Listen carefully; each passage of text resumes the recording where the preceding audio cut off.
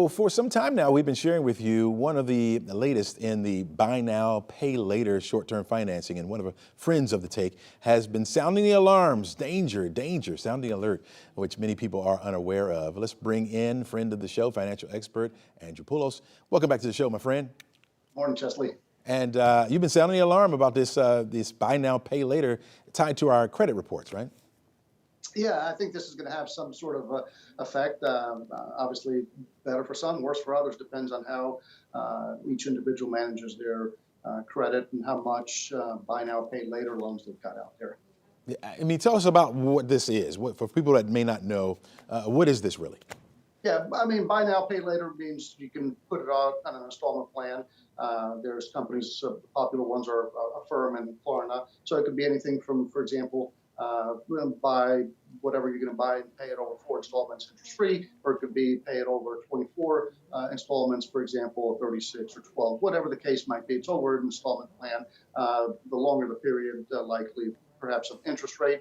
The problem is that it allows people to sort of get overextended financially. And so if you begin to miss payments, up until now, it really wasn't a big issue credit reporting wise.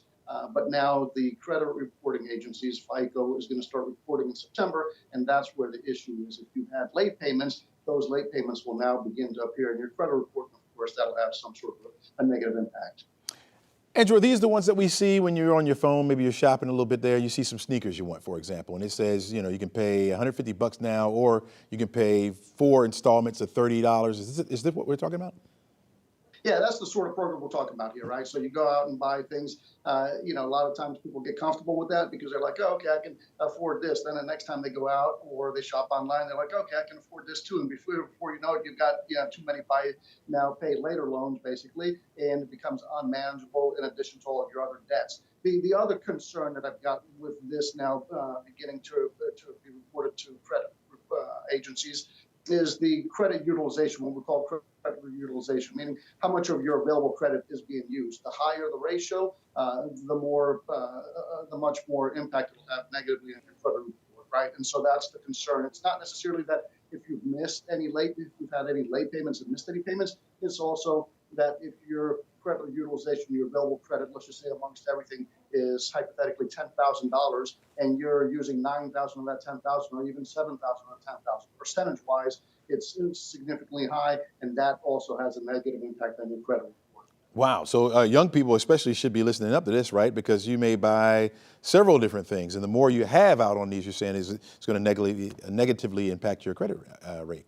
Absolutely, right. I mean, I think it goes back to buying what you need, what you can afford to pay in a shorter time period, than just overloading yourself with a bunch of debt that now is going to come to fruition on your credit report and could have a direct negative impact on your score, which means it will impact your your borrowing power, your buying power in the future.